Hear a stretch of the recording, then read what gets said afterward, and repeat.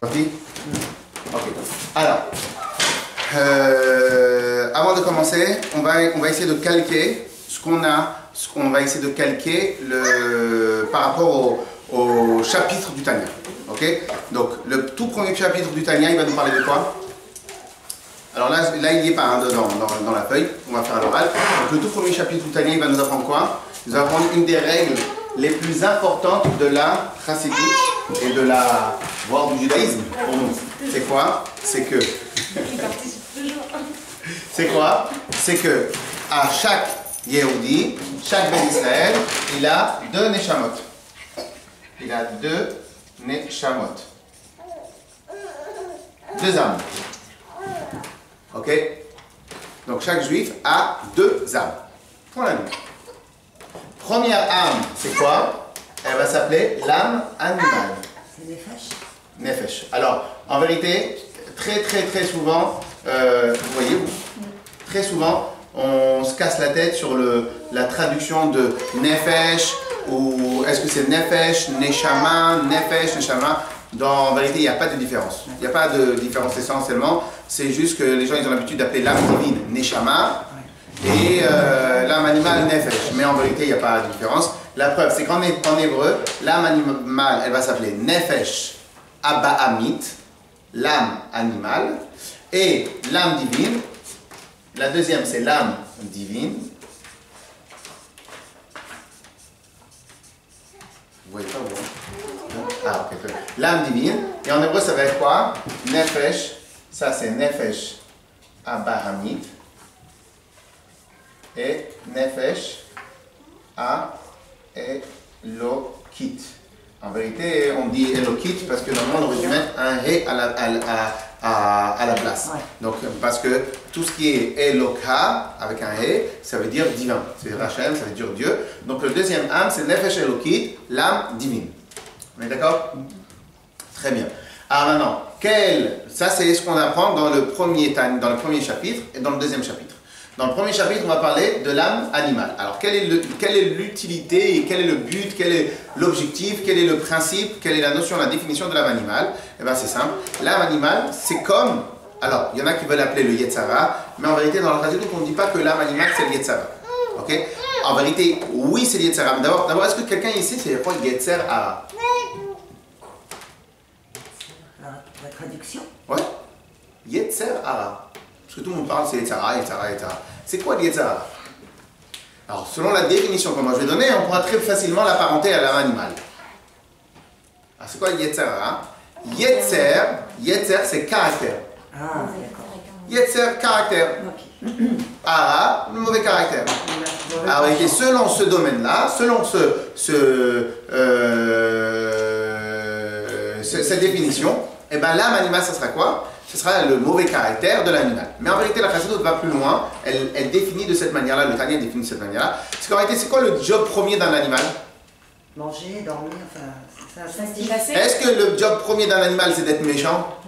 Non. Le job premier d'un animal, c'est tout simplement de faire ce qui l'intéresse. De faire ce qui l'intéresse.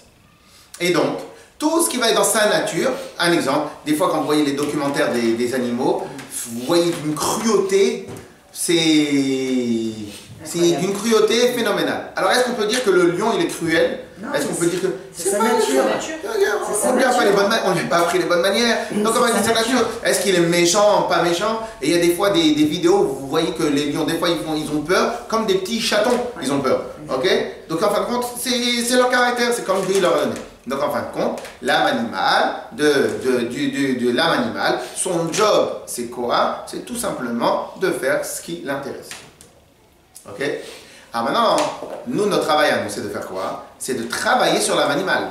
Donc si notre job à nous, c'est de travailler sur l'âme animale, quel va être le job de chaque juif pendant toute sa vie? C'est d'affiner, raffiner, travailler et faire en sorte que ce que l'âme animale, écoutez bien ce que je veux dire, ce que l'âme animale va aimer, ça va être les choses bien. Quelqu'un qui a eu des mauvaises habitudes alimentaires, Qu'est-ce qu'il fait? Il aime le gras, il aime les merguez, il aime les pâtes à la sauce avec merguez, avec un peu de mayonnaise et en plus avec du pain. Ça, c'est tunisien, ça. Bon, ok, alors, et vous prenez, dessus vous rajoutez, etc. Ou quand il rentre au restaurant, il prend une petite salade, un petit gratin pour ouvrir l'appétit, après une bonne pizza et après un Coca Light. Vous connaissez le Coca Light, le Coca Light. C'est le Coca Light qui fait toute la différence. Ok. Alors en vérité c'est quoi? Donc la personne, il aime manger, etc., etc. Et donc automatiquement, ça peut amener des problèmes de cholestérol, ça peut amener des problèmes Le diabète. Ça peut amener des problèmes de cholestérol, ça peut amener des problèmes de diabète, ça peut amener des problèmes de fatigue, ça peut amener des migraines, ça peut amener des centaines de choses. Et en plus tout ça, le pire c'est quoi? C'est quand même même pas être en forme. Qu'est-ce qu'il va faire? Il va peut-être aller dans un endroit, on va lui apprendre à manger. Qu'est-ce qu'on va lui apprendre à manger? On va lui apprendre à avoir un autre regard vis-à-vis du manger. Quand il va avoir quelque chose de gras, il va se dire pourquoi Chaval, je peux avoir le même goût, donc je peux avoir un autre plaisir dans un autre endroit, etc., etc. Alors bien évidemment, c'est un travail tout ça. C'est pas comme ça en un seul jour. Donc il y en a qui vont commencer d'abord par jeûner pendant 100 jours, jusqu'à qu'ils ont oublié leur manger, et à la fin ils vont peut-être réapprendre à manger. Mais en fin de compte, qu'est-ce qui se passe? Lui, il a une nature particulière. Et cette nature particulière, il faut la travailler. De la même manière que des gens coléreux, il y a des gens que quand ils sont coléreux, ils pensent que c'est comme ça qu'ils vont exister. En fin de compte, ils ne voient pas qu'à travers la colère, c'est à ce moment-là qu'ils vont le moins exister possible. Donc en fin de compte, ils doivent travailler sur leur nature. Donc en fin de compte, c'est quoi qu'ils travaillent? C'est faire en sorte que ce que moi je pensais, j'imaginais que c'était le mieux pour moi, je vais travailler et ça va être complètement quelque chose d'autre le mieux pour moi. Et ainsi de suite dans tous nos domaines de compétences, et ainsi de suite dans tout ce qui existe chez nous. Ok? Alors en fin de compte, ça, c'est dans le côté matériel. Et bien dans le côté spirituel, ça va être la même chose. Pourquoi dans le côté spirituel, ça va être la même chose? Parce que nous, est-ce que nous on aime étudier? Est-ce que nous on aime prier? Est-ce que nous on aime dans la prière se concentrer très fort? Est-ce que nous on aime spécialement tout donner à l'autre, spécialement à Bat Israël? Est-ce qu'on arrive à faire un amour pour Akadosh Baruch Hu très fin, très raffiné? Tout ça c'est compliqué. Pourquoi? Parce que l'animal par définition, il ne pense qu'à une seule chose, il ne pense qu'à sa propre personne. L'animal n'a que 3 objectifs dans la vie. Vivre, donc survivre, en vérité 2 objectifs, survivre et procréer. C'est les seules choses. Et donc, qu'est-ce qu'on fait toute notre vie? Si maintenant on ne fait pas attention, ben, qu'est-ce qu'on va faire toute notre vie? On va faire que ça. On va survivre. Donc, on va aller travailler pour avoir de quoi manger. On va aller avoir du plaisir pour tout simplement avoir une sensation de vivre. Et on va s'assurer d'avoir des enfants. Et voilà ce qu'on va faire à la fin.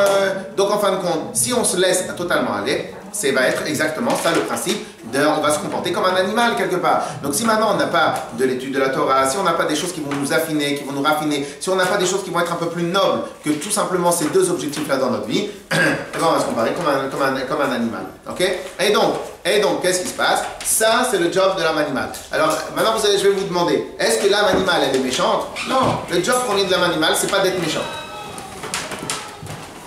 Ok, attends, tout va bien?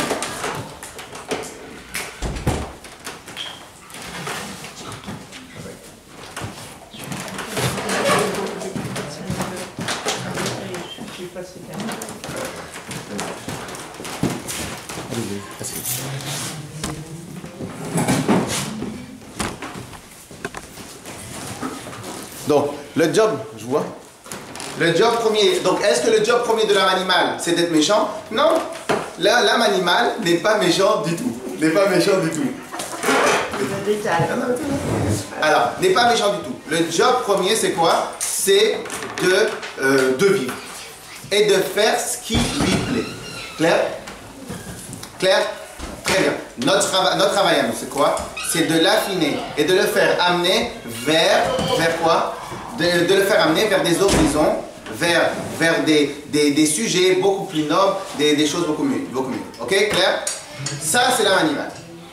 Dans le deuxième chapitre, ça c'est ce qu'on a étudié dans le premier chapitre. Alors dans le premier chapitre, on a aussi à étudier que chaque chose qui existe dans l'univers, il est composé des 4 éléments de base qui sont, en partant du plus bas vers le plus haut, qui sont la terre, qui sont les liquides, on appelle ça l'eau, que les liquides l'eau. Après on a le gaz, donc l'air et tout ça, et après on a le feu. Donc chaque chose qui existe sur terre, il est composé de ces 4 éléments-là. La neshama aussi, l'âme aussi, elle est composée de ces 4 éléments-là. Et donc dans le premier chapitre, on a dit quoi? On a dit lorsque maintenant quelqu'un, il est la fainéantise, c'est quoi? C'est qu'il a plus de pourcentage de terre dans son âme que de feu.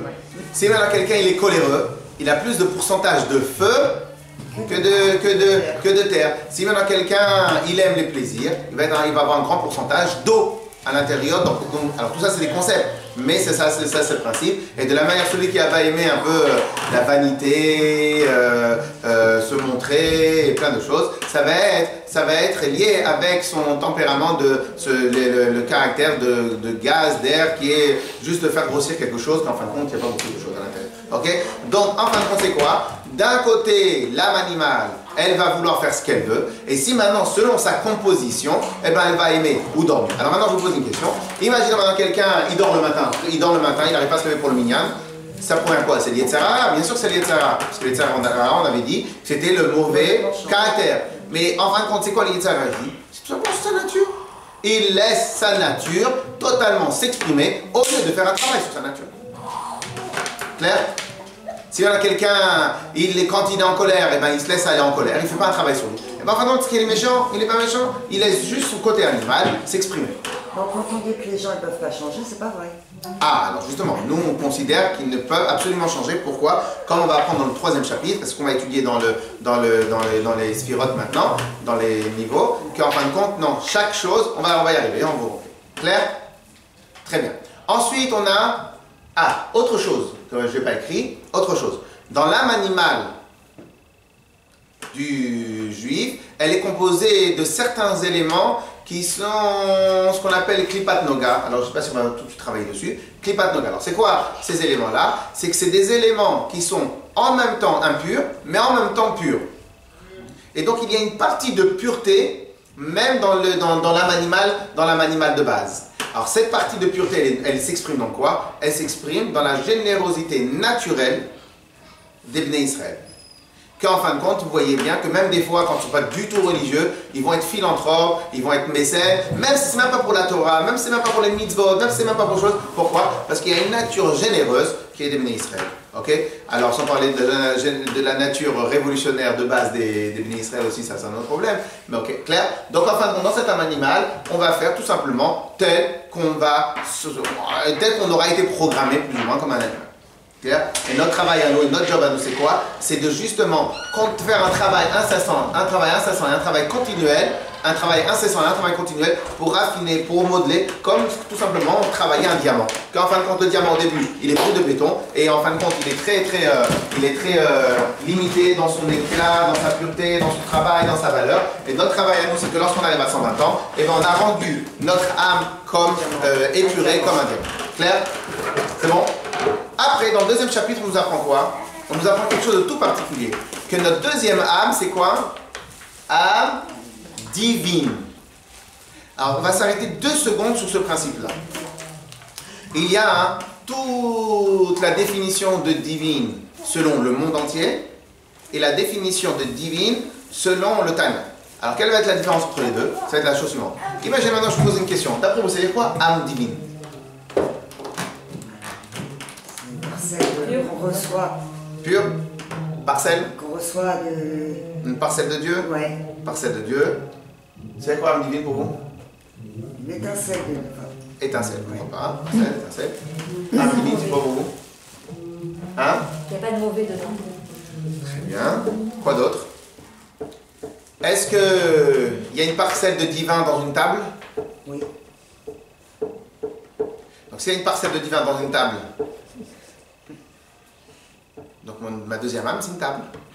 Non, mais Dans chaque chose, il y a une parcelle de divin. Chaque chose a une parcelle de divin. Donc si dans chaque chose, il y a une parcelle de divin, donc même dans l'âme animale, il y a une parcelle de divin. Donc si dans l'âme animale, il y a une parcelle divine, donc ça revient au même que l'âme animale, l'âme divine. Non. Alors quelle va être la différence entre la parcelle de divin de l'âme divine est la parcelle de divin de l'âme animale. C'est la conscience. Oui, c'est ce que j'ai dit. C'est-à-dire que c'est l'âme. Pourquoi l'âme animale n'a pas de conscience? Non, l'âme divine, c'est Hachem qu'on a en nous. Oui, mais vous avez tous été d'accord de dire que dans la chaise, il y a une parcelle divine, dans la table, il y a une parcelle divine, dans l'âme animale, il y a une parcelle divine, dans la caméra, il y a une parcelle divine. Non, seulement dans l'être humain. Alors, seulement dans l'être humain. Donc, en fin de Ça compte... veut dire que dans chaque être humain, il y a une parcelle, une âme divine, c'est-à-dire on sait ce que Dieu il nous donne. C'est donc l'âme animale aussi, elle a une parcelle divine. L'âme animale, elle n'a pas de parcelle divine, c'est un autre côté. Ça veut dire que l'âme divine, c'est plus l'intelligence, alors que l'âme animale, c'est plus l'instinct. Non, ça c'est l'âme animale. Instinct, ça c'est chez les animaux. L'homme, il n'a pas que instinct. Il a les deux. Là, c'est l'âme animale. Non, c'est ça que je suis en train de vous dire. L'âme animale, elle a aussi l'intellect, chokhma, bina, da'at, elle a tout, elle est complète. Quand on dit âme animale, c'est juste pour dire quel est son objectif. Quel est son objectif? Mais l'âme animale, elle a un cerveau, quand on va étudier après c'est quoi cerveau, pas cerveau, en tout cas, mais l'âme animale, elle a tout ce qu'elle a, elle a l'intellect, elle a tout. C'est une création divine aussi. Alors c'est quoi l'âme divine? C'est le supplément. On a un supplément. Oui, mais tout à l'heure vous avez dit que dans une table, il y a une parcelle divine. Oui, mais l'être humain, il a peut-être un supplément. Il a un bonus. Oui, mais ce supplément. Il n'y a pas de mauvais, et dans la monnaie, il n'y a que du mauvais. Il y a aussi oui, mais attendez, il n'y a que du mauvais. Alors pourquoi maintenant les gens, même qui ne sont pas religieux, ils savent être gentils, ils savent être philanthropes? C'est le bonus. Alors, c'est inné, mais ça vient de l'âme divine ou l'âme animale? L'âme divine. Ah bah non, on a dit tout à l'heure que même l'âme animale, elle sait faire ça. Mais peut-être que l'humain, Je vous donne un autre exemple. Imaginez maintenant, une maman, elle s'occupe bien de ses enfants. C'est l'âme divine, ça? Non, c'est inné. Non, si, c'est la... Oui, mais c'est inné, mais il faut bien qu'il y ait une source à ça. Non, c'est autant l'âme animale pour autant que l'âme divine. Que quelqu'un qui s'occupe bien de ses enfants, on peut très bien... Parce qu'on a dit que c'est un mauvais caractère, Donc, est-ce que maintenant quelqu'un qui n'a pas l'âme divine, est-ce qu'il peut bien s'occuper de ses enfants? Oui. On est d'accord? Oui. Donc en fin de compte, tout à l'heure vous avez dit que dans l'âme animale, il n'y a que du mal, et après dans l'âme divine, il n'y a que le bien. Alors voilà, donc on est d'accord que même dans l'âme animale, il peut y avoir du bien. Parce qu'en fin de compte, c'est pour ça que j'ai insisté au début. Lorsque maintenant quelqu'un il va bien s'occuper de ses enfants, je peux appeler ça, je peux considérer ça, que ça aussi que c'est que l'âme animale. Pourquoi? Parce qu'en fin de compte, c'est son intérêt à lui que ses enfants. Ils sont en bonne santé. Par contre, il peut s'occuper bien de ses enfants, là, s'il y a de l'âme divine dans l'âme animale. Par contre, s'il les bat, ou il les traite, ou il les bat, etc., là, c'est l'âme animale qui prend le dessus. Alors, vous êtes en train de tout simplement, ce que vous êtes en train de dire, c'est la majorité du mal provient de l'âme animale, la majorité du bien provient de l'âme divine. Moi, je dis que l'être humain, il a un bonus supplémentaire par rapport à l'âme animale. Ok. Alors, vous allez écouter. Alors, 2 secondes. C'est que pour les bénis Israël, et les Goyim et tout ça. Alors maintenant, donc, cela veut dire que si maintenant quelqu'un il cherche toujours à faire, alors c'est vrai que celui qui va gérer que selon son âme animale, ok? Alors peut-être qu'il va devenir président, peut-être qu'il va chercher à faire du bien dans le monde, mais quelque part, ça va être pour son bien à lui. C'est quoi pour son bien à lui? Ça veut dire que ça va être pour que ses enfants, ils héritent d'un pays en bonne santé, qu'ils héritent etc., etc. Donc en fin de compte, dans l'âme animale aussi, on peut être très bien. Donc on peut avoir aussi une conscience. Alors c'est quoi l'âme divine? Donc c'est le bonus. Je dis plus rien. C'est qu'on est juif. Alors l'âme divine, oui, bien évidemment, c'est qu'on est juif. Alors c'est quoi l'âme divine? Alors ça va être autre chose. L'âme divine, tout d'abord, c'est quoi? Alors, vous avez dit tout à l'heure une parcelle de Dieu. On ne va pas appeler ça une parcelle de Dieu. Mais c'est aussi une parcelle de Dieu. C'est pas ça l'idée. C'est que l'âme divine, ça va être... C'est comme si on va couper à Kadosh Baruch Hu plusieurs morceaux. Et un morceau de Dieu est rentré dans chaque Ben Israël. Alors, à ne pas, et c'est pour cela que le reste de la création, les meubles, les tables, les animaux, tout ça, on appelle ça des créatures. Ils ont été créés par le Créateur. La différence, les Israël, dans ce domaine-là, ils vont être considérés comme les enfants d'Hachem. Quelle est la différence entre un monsieur qui a une société 100 000 employés, et que chacun il est bien content, il aime sa société, etc., etc. Et quelle est la différence entre tous ces employés-là? Il y en a qui vont gagner beaucoup d'argent. Quelle est la différence entre ces employés-là et les enfants de l'employeur, du patron? Quelle est la différence de connexion qui va être entre le patron et ses employés, le patron et ses enfants? Avec ses enfants, il serait plus tendre. Alors, pas que plus tendre, c'est que les deux connexions n'ont rien à voir. À combien il va monter dans la société, il va faire plein de choses. La société, c'est pas lui. Les enfants, c'est sa suite. C'est lui. Et c'est ça le sens de l'âme divine. Le sens de l'âme divine, c'est pas comme on veut dire. Bien sûr, c'est Akadosh Baruch Hu qui a tout créé. Bien sûr, c'est Dieu qui a tout créé, le bois, les chaises, les tables. Bien sûr que c'est Dieu qui a tout créé. Donc bien sûr, il y a une parcelle, il y a un peu de Dieu à l'intérieur de chaque chose. C'est évident ça. C'est évident, c'est plus qu'évident et c'est comme ça que c'est marqué. Mais la différence, c'est quoi? C'est quoi le sens de l'âme divine? Le sens de l'âme divine que les Bnei Israël ont, c'est qu'on est à ce niveau-là comme les enfants d'Akadosh Baruch Hu. Clair? Alors maintenant, donc quelle va être la fonction de l'âme divine? Alors pour ça, je vais ouvrir une petite parenthèse. Une petite parenthèse qui est aussi très importante. Alors je ne sais pas si on aura le temps de tout étudier ce qu'on a amené, mais ça fera toujours de la révision. Alors une petite parenthèse. Est-ce que quelqu'un peut m'expliquer? Est-ce que les animaux, ils ont de l'intelligence? Oui, l'intelligence, oui. Ils ont leur intelligence. Quand on voit ce que certains peuvent faire, quand même. Enfin, même si c'est instinctif, ils ont quand même... Eh bien. Est-ce que les hommes ont de l'intelligence? Quelle va être la différence entre les hommes, certains hommes? Hazak. Ça sera pris, déformé, répété. Alors non, quelle est... Bon, alors on va parler de femmes alors. Alors, est-ce que les dames ont de l'intelligence? Ah oui, bien sûr. Oh là là, ça a été clair. Ça a été direct, ça a été Il faut avouer qu'il y en a qui ne sont pas très intelligents. C'est des hommes, hein. Alors on va... En tout cas, si après on nous parle de racisme dans les cours des hommes, je peux vous dire, vous inquiétez pas, les dames, elles pensent exactement la même chose que vous.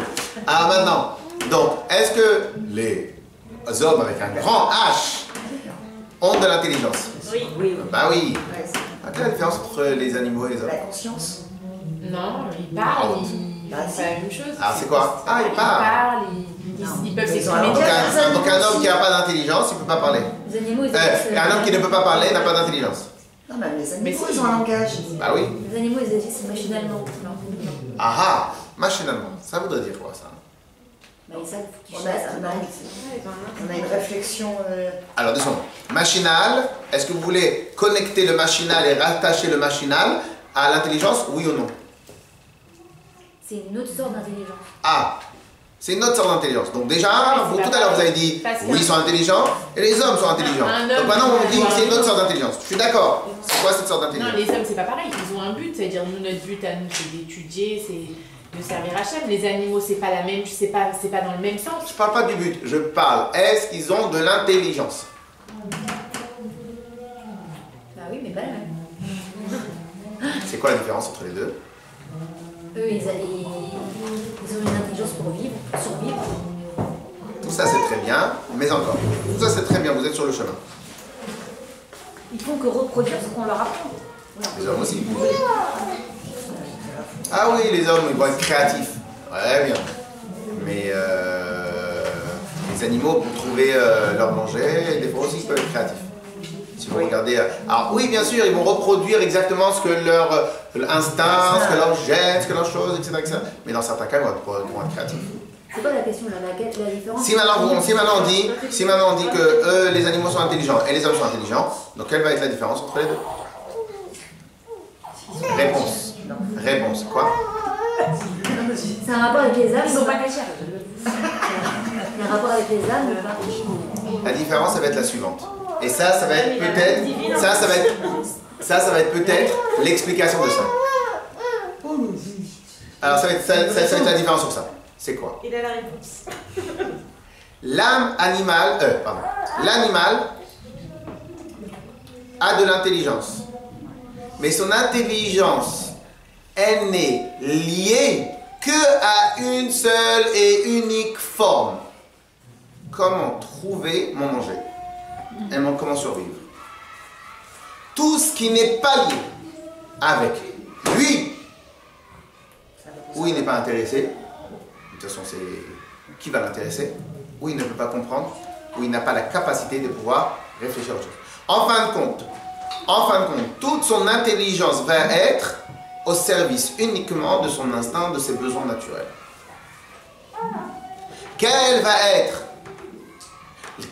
être le chidouche de l'intelligence humaine, on va dire, c'est que l'intelligence humaine, elle peut réfléchir à autre chose de ce qu'elle a besoin.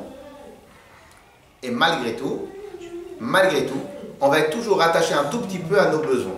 Alors au passage, une petite blague que vous pourrez raconter, une petite anecdote que vous pourrez raconter à vos enfants, c'est parmi les premiers Grecs, je pense que c'était les premiers Grecs, lorsqu'ils ont commencé à développer pas mal de choses.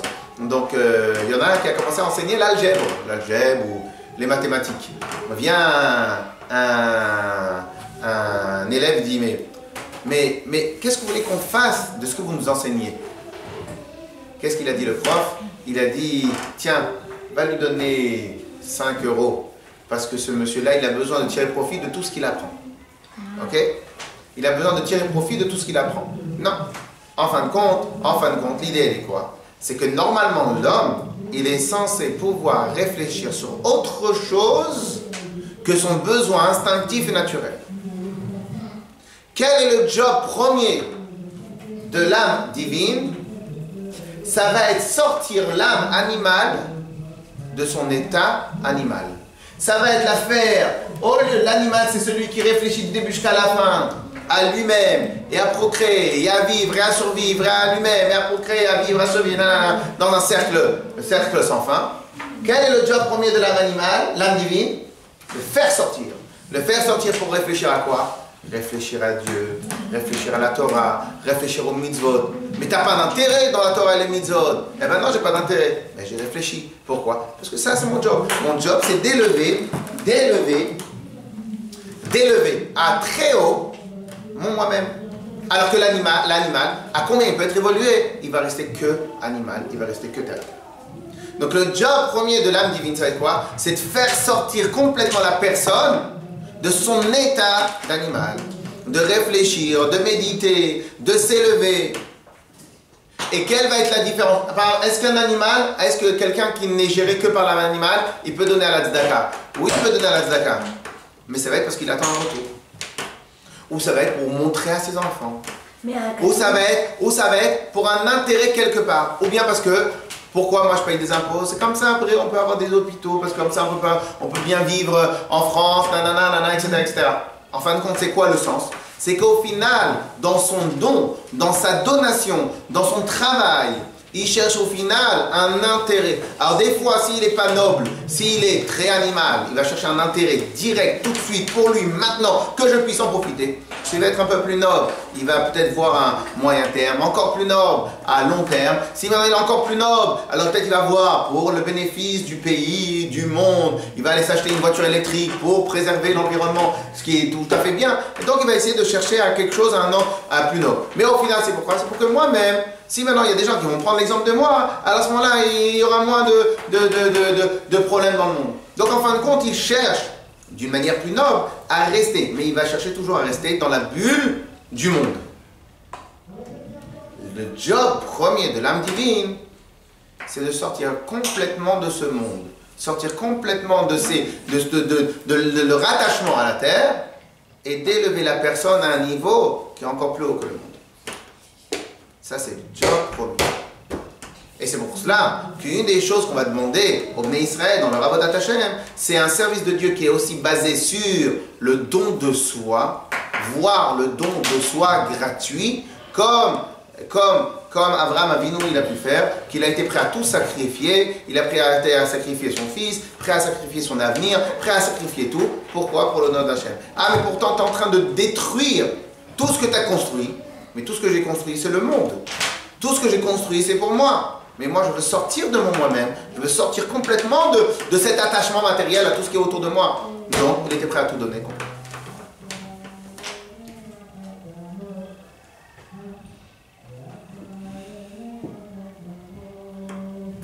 Donc, le principe premier de l'âme divine n'est pas juste déjà une parcelle de Dieu, parce que sinon on peut dire tout ça sur les chaises,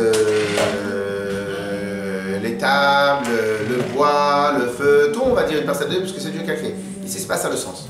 Le sens ici, c'est qu'on est les enfants de Dieu, c'est une continuation de Dieu, c'est un morceau de Dieu qui a été pris, qui a été mis à l'intérieur de nous, c'est une connexion divine qui est avec Dieu directement. Ça, c'est un.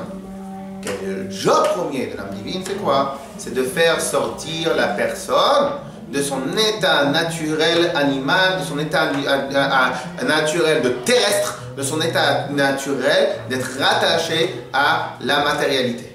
Et de le faire sortir de manière complète et véridique, véritable de cette espèce de bulle qui s'appelle le matériel. Encore une fois, cette bulle matérielle, elle peut être liée avec tout simplement moi et moi-même, donc l'égoïsme par nature.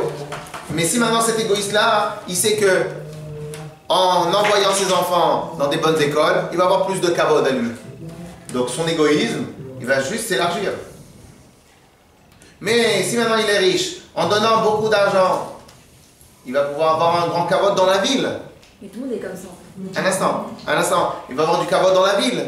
Alors s'il va avoir du kavod dans la ville, donc il aura juste un égoïsme un peu plus large. Si en plus c'est un monsieur sympathique, donc il va pas tellement chercher à s'afficher, mais il va avoir aussi une sorte d'égoïsme.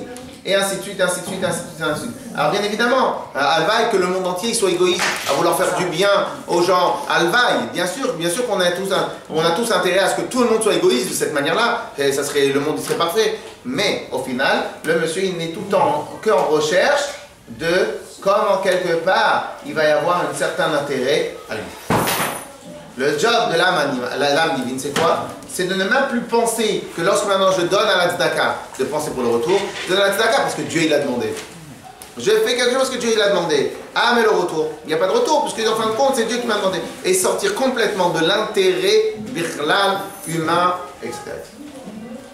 Nous on m'a toujours dit qu'on avait le droit de faire la tzedaka ou faire des mitzvot par intérêt. On a tous les droits. Mais pourquoi la Gemara, pourquoi la Torah nous a dit ça? Mitor shelo lishma balishma. C'est parce que quand on sait que la nature, elle est comme ça, on préfère que tu commences comme ça. Et l'âme animale, elle va commencer à prendre goût. Je vous donne un exemple. Imaginons maintenant que les bonbons, on les offrait aux enfants que quand ils vont dans la salle de jeu. Et lorsqu'ils arrivent à l'étude de la Torah, le prof il est austère, il n'est pas sympathique, il fait la tête. Il n'est même pas souriant, qu'est-ce qui se passe? L'enfant d'après vous, il va aller où passer sa après-midi? Normal. Pourquoi? Parce que l'enfant, à son niveau à lui, il ne réfléchit pas. Il ne peut pas réfléchir à en dehors, il ne peut pas réfléchir à long terme, il ne peut pas réfléchir à son avenir, il ne peut pas réfléchir. C'est pour ça que les parents ils sont là. Qu'est-ce qu'il va faire l'enfant? Il va réfléchir à tout de suite. Où ils sont les bonbons? C'est tout. Où il est sympathique, où c'est darka, où il va y avoir des choses, etc. Donc qu'est-ce qui va se passer? Dans la salle de jeu sympathique et tout, etc. Au Beth Midrash, c'est pas sympathique. Pourquoi maintenant la Gemara elle a dit? Donne-lui des bonbons. Apprends-lui ce qu'il a envie d'apprendre. Fais en sorte qu'il ait plaisir dans son étude. Pourquoi? Parce que justement, pour éviter ce genre de problème-là. Et c'est pour ça qu'il y a marqué Mitor shelo lishma. Au début, c'est pas les Shem Shamayim. Au début, c'est pour son besoin à lui personnel. Au début, c'est pour son plaisir. Mais en fin de compte, qu'est-ce qu'on va faire? On va faire le travail. Au début, il va rester dans un cercle fermé qui est son intérêt à lui. Et petit à petit, on attend que le Ma'or Sheba, on attend que la lumière qu'il y a dans la Torah, et la lumière de la Neshama, elle va le sortir. Et elle va lui apprendre à ne pas faire les choses par intérêt, mais faire les choses de manière totalement désintéressée. Ça, c'est le job premier de l'âme divine. C'est très dur. Quand c'est très long, peut-être, ou très dur pour un être humain de sortir de... La question, notre travail à nous, c'est pas d'être sûr et certain, notre travail à nous, c'est pas de finir. C'est pas ça notre travail à nous. Déjà, notre travail à nous, c'est déjà de travailler. Déjà, notre travail à nous, c'est déjà de travailler. C'est-à-dire que si maintenant quelqu'un, il y avait des chassidim qui mettaient des fois 12 ans pour atteindre un certain niveau. 12 ans. C'est pas grave.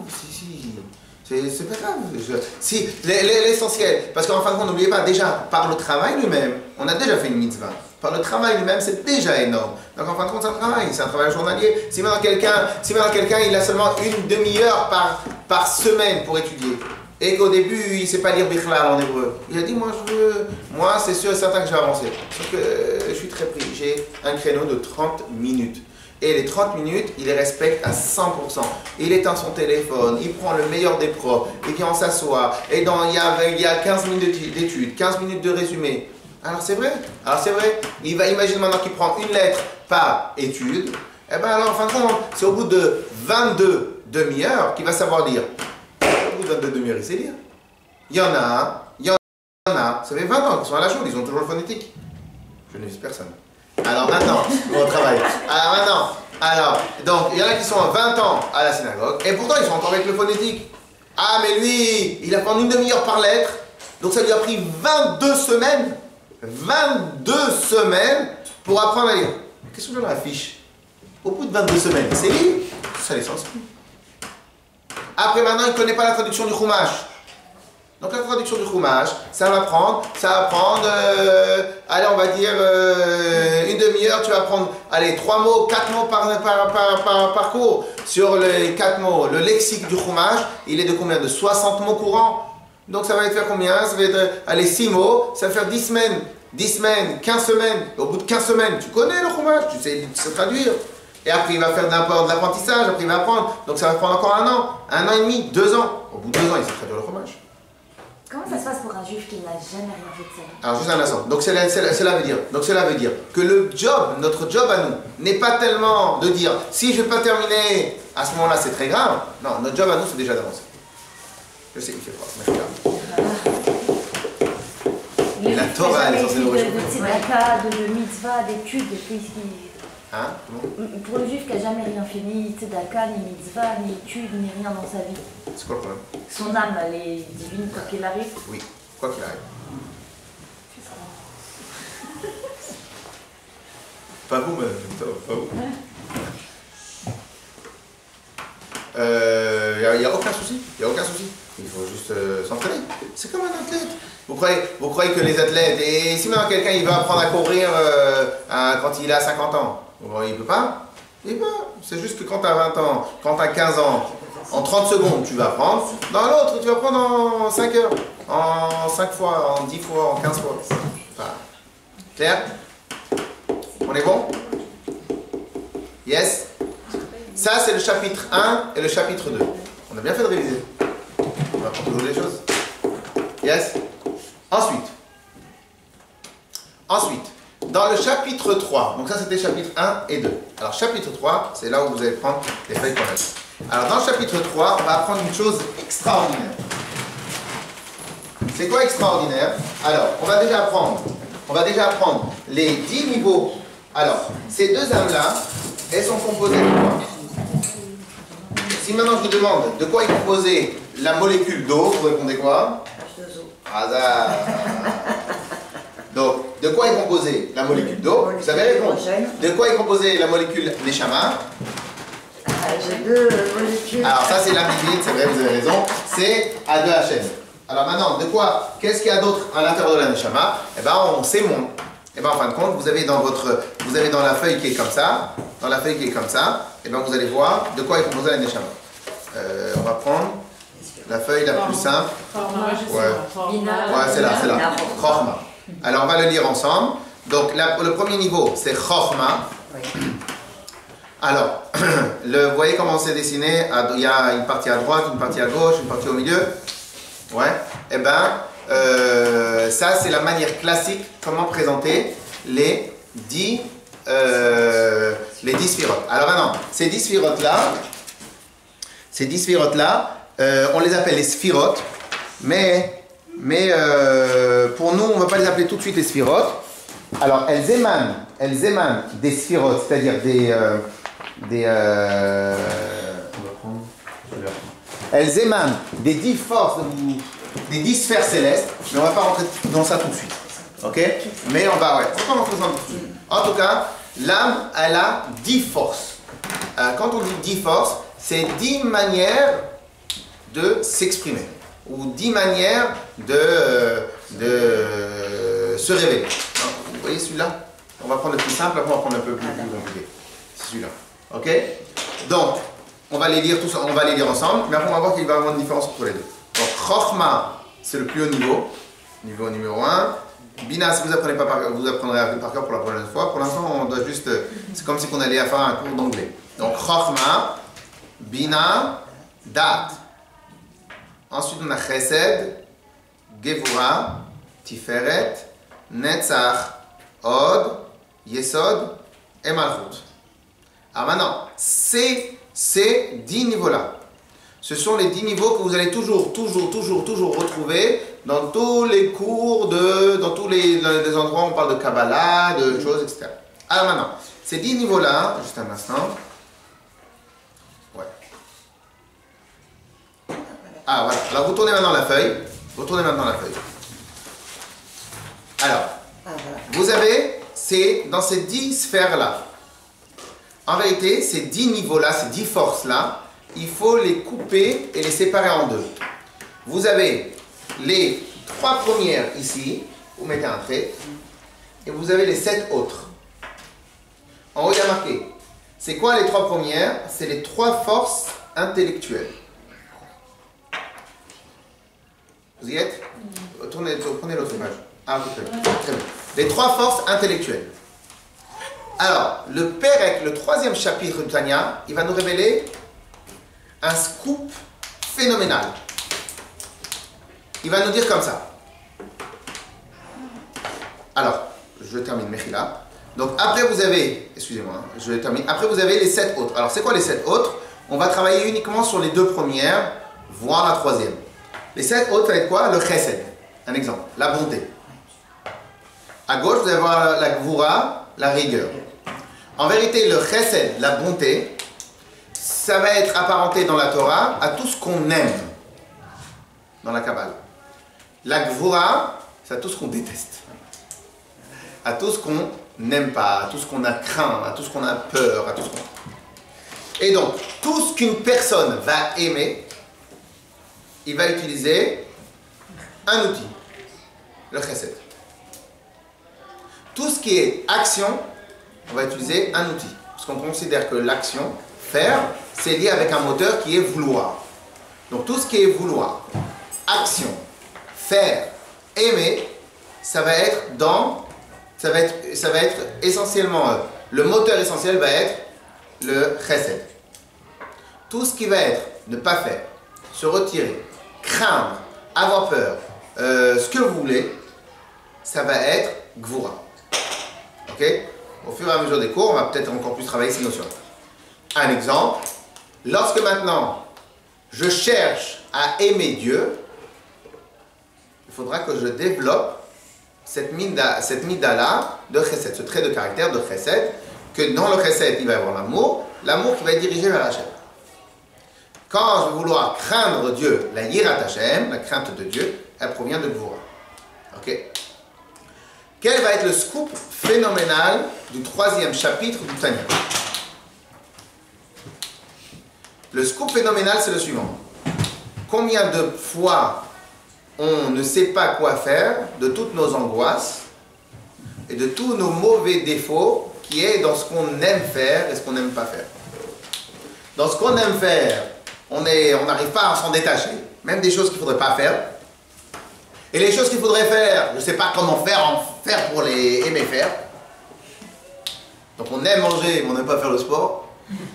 On aime plein de choses, mais on n'aime pas faire ce qui est peut-être bon pour nous. Et de la même manière, des fois on craint des choses qui nous empêchent d'avancer dans la vie, qui nous empêchent de s'investir, qui nous empêchent des fois de nous épanouir, parce qu'on craint certaines choses. On est d'accord? Alors écoutez bien le scoop du 3e chapitre du Tanya. Il va nous dire une chose. Apprenez une règle. Toute mida, tout trait de caractère, tout amour vis-à-vis de quelque chose, toute crainte vis-à-vis de quelque chose est fabriqué de toutes pièces par l'intellect. Est fabriqué de toutes pièces, du début jusqu'à la fin, par l'intellect. C'est pour cela que le Tanya va appeler Les 3 premiers niveaux, il va les appeler les géniteurs, les créateurs, et les autres 7, il va les appeler les descendants. Ce qui veut dire par là, qu'en fin de compte, lorsque maintenant j'aime telle et telle chose, c'est tout simplement parce que mon cerveau, ou mon intellect, il a fait le travail d'aimer telle et telle chose. Si maintenant je veux me défaire de cet amour, il faut que je refasse un autre travail dans le sens contraire. De la même manière, si maintenant quelqu'un il craint quelque chose, il va craindre, je sais pas moi, il va avoir une peur bleue du travail, il va avoir une peur bleue de l'investissement, il va avoir une peur bleue de je sais pas quoi. Ou tout simplement, il va craindre plus son patron qu'Akadosh Baruch Hu. Donc si maintenant, il a des craintes qui ne sont pas justifiées dans la Torah, ou qu'il a envie de s'en défaire, il faut qu'il sache une chose toute simple. Tout ce qui est mida, tout ce qui est trait de caractère, tout ce qui est aimer quelque chose, craindre quelque chose, ce n'est que fabriqué de toutes pièces par le cerveau.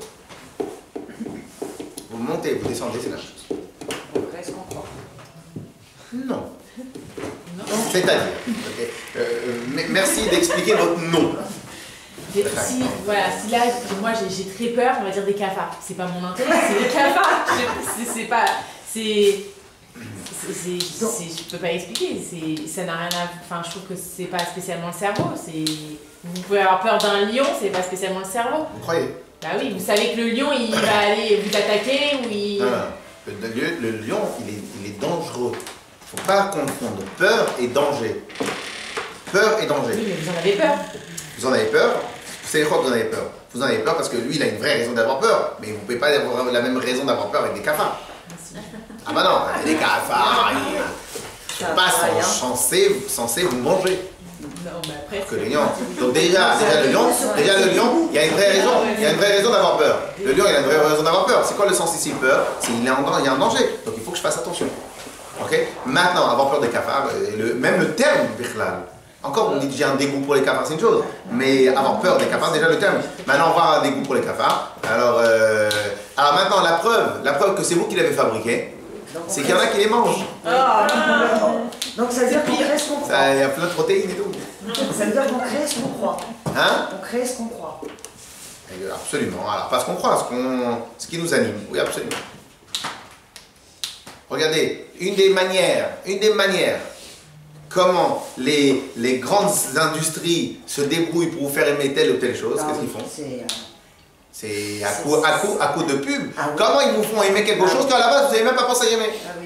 Comment les gens ils arrivent à fumer? Je vous donne un exemple. Fumer tout simple. Fumer tout simple. Le corps, il vous dit, c'est mauvais. Tu commences à fumer la première fois. Tu as des nausées. Comment tu as fait pour fumer? Vous savez pourquoi? Parce que comme, d'abord ils sont attaqués aux hommes. Et ils ont, vous savez, dans le Marlboro Light là, et avec le lasso, le cowboy, ça fait mec. Comme ça, de fumer et tout, etc., etc. Donc tout le monde a cru, ils ont réussi à faire croire que quand tu fumes, tu es quelqu'un de plus important. Donc ils t'ont fait croire ça. Donc qu'est-ce qui s'est passé? Eh bien, tu es parti fumer. Mais pourtant, ton corps est utilisé, ne fume pas. Pourquoi? Parce qu'ils ont réussi à créer dans ton image, dans ta tête, que si maintenant tu fumes pas, t'es... Bah oui, genre, j'ai commencé à fumer. Même quand on attend, on se sent fumer. Ok? Donc, et de la même manière, quand vous avez toutes les autres sortes de pubs, alors maintenant, comment on fait? Une des techniques, comment faire arrêter quelqu'un de fumer? Comment vous faites? Vous l'amenez dans un hôpital.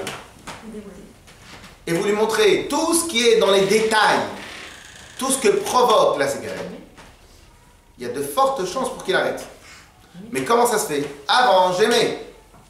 Maintenant, j'aime plus. Comment c'est possible?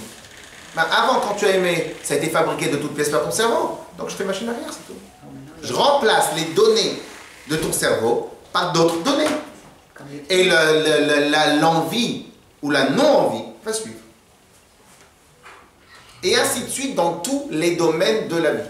Dans tous les domaines de la vie, il n'y a qu'une seule et unique manière d'être attiré vers ou d'être craintif vers autre chose, de quelque chose. Ce n'est uniquement que par les niveaux intellectuels.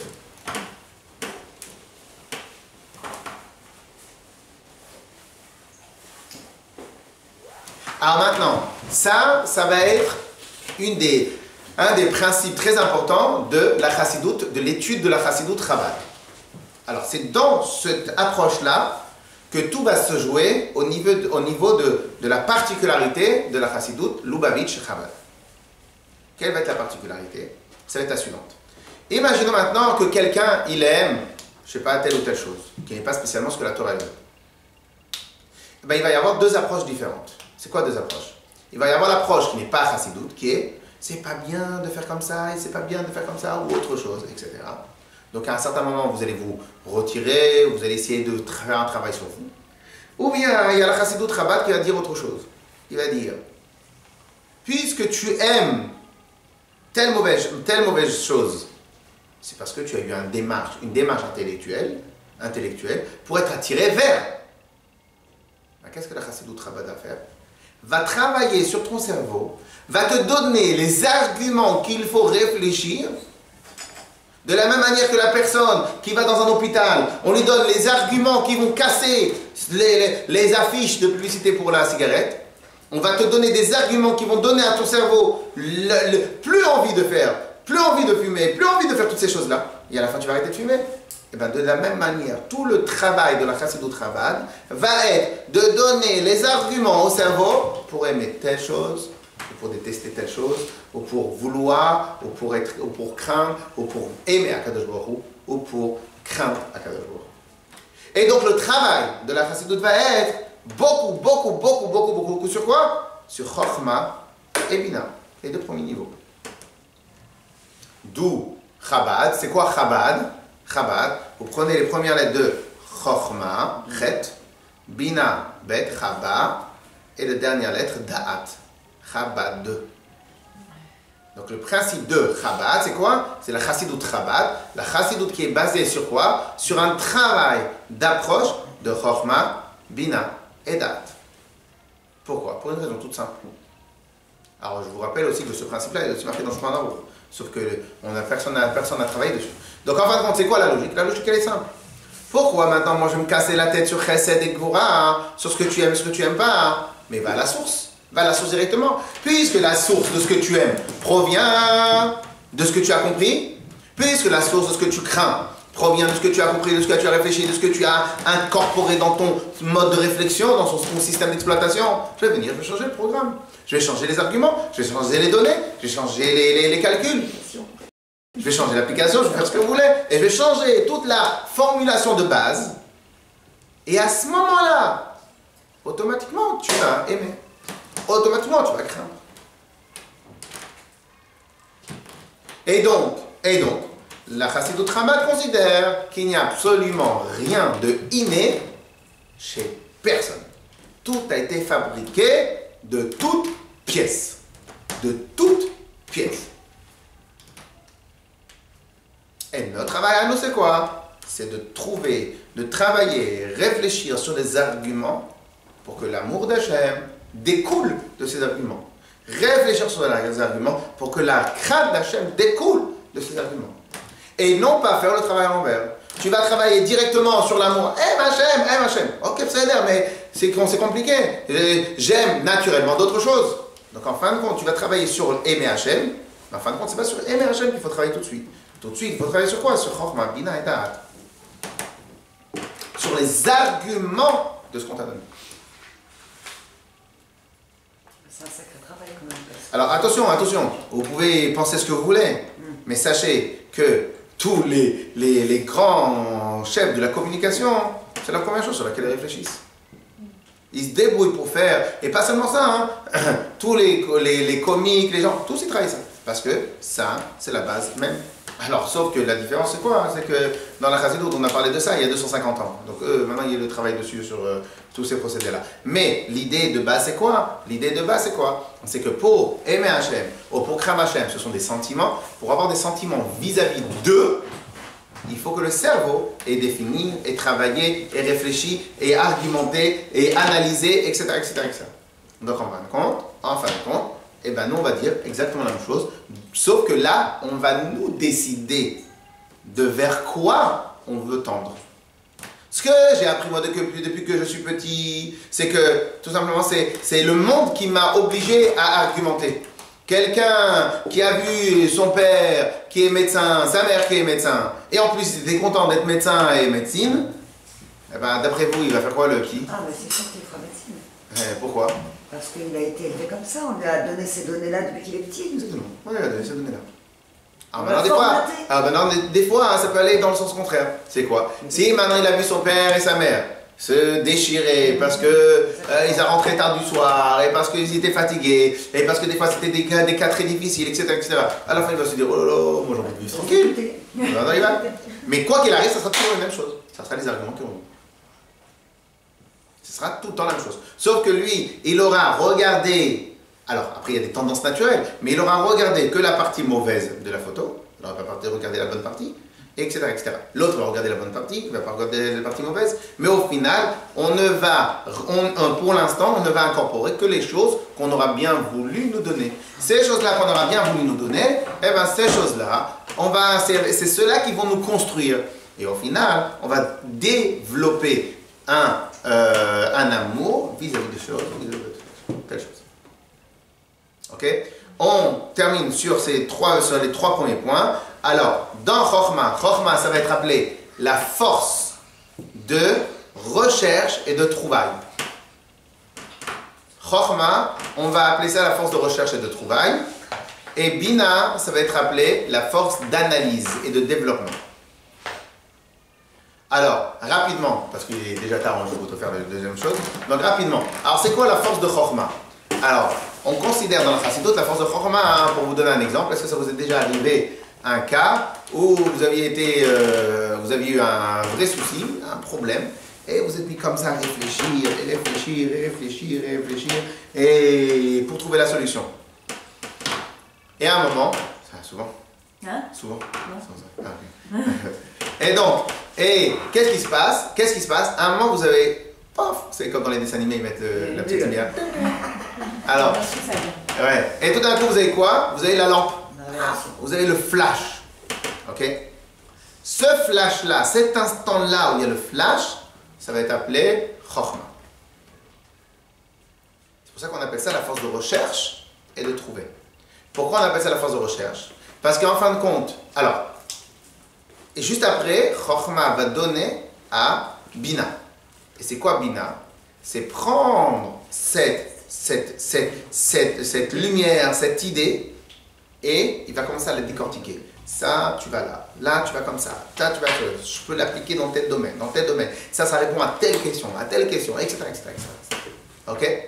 Alors maintenant, dans Chokhmah, on va nous expliquer que le problème de Chokhmah, c'est quoi? C'est que c'est en fin de Koach-Ma. Chokhmah, c'est les mêmes lettres que Koach-Ma. C'est quoi Koach-Ma? C'est comme un feu follet, le Chokhmah. C'est-à-dire que tu peux avoir l'idée, mais en fin de compte, des fois, quand vous avez l'idée, quand vous avez la solution, vous réveillez, vous levez, vous dites, ah, j'ai trouvé. Vas-y, dis. C'est quoi? Ah, j'ai perdu. C'est déjà arrivé ça ou pas? Pourquoi? Parce qu'en vérité, qu'est-ce qui s'est passé? Vous n'avez pas travaillé. Dès que vous avez eu la solution, vous avez directement levé votre tête. Et avant de le faire passer à Bina, et donc elle s'est perdue. Alors maintenant, quelle est la solution dans ce domaine-là? La solution, c'est la suivante. C'est au moment où vous avez la réponse, il ne faut pas bouger. Faut pas bouger jusqu'à que l'idée elle a pris forme, jusqu'à que l'idée s'est un tout petit peu grossie, jusqu'à que l'idée elle a commencé à être plus ou moins stable. Et une fois qu'elle est stable, qu'elle est passée dans l'autre côté de gauche, donc lorsque maintenant elle est passée dans l'autre côté, à ce moment-là, vous pouvez vous lever et commencer à écrire. Ok? Ça, c'est en gros, on aura peut-être une autre occasion de revenir dessus. Et date, c'est quoi date? Alors, dans la Torah, on a une seule et unique règle. Tout celui qui étudie, mais pour le plaisir d'étudier, c'est mieux qu'il n'étudie pas, c'est mieux qu'il ne soit pas créé, c'est mieux que Bichlal ne vienne même pas. Il y a une seule et unique raison de tout ce qu'on étudie dans la Torah. C'est pour s'approfondir, pour avancer dans son service de Dieu et pour pouvoir s'améliorer chaque jour. C'est la seule et unique raison de tout ce qu'on fait dans notre vie. C'est quoi le job de date? C'est de récupérer, récolter les informations qu'on a eues et les transformer en quelque chose qui nous touche. On les transformer en action. Et c'est quoi les transformer? Les transformer en sentiments. Donc en fin de compte, Chokhmah et Bina, ils vont analyser les arguments, ils vont travailler les arguments, ils vont réfléchir les arguments. Qu'est-ce qu'il va faire Da'at? Il va prendre les arguments, va les bloquer, va les travailler, va les concentrer, va les malaxer, va faire tout ce que vous voulez. Il va les transformer en quoi? En chesed ou en gvura, en amour ou en crainte. Claire? On s'arrête là pour aujourd'hui, des questions? Pas pour aujourd'hui, c'est pour le premier cours. On les laisse à la vue. On dit pas qu'on vit dans un monde de malroute de... Hein? On est dans un monde de malroute de... Malroute? Non, ici c'est pas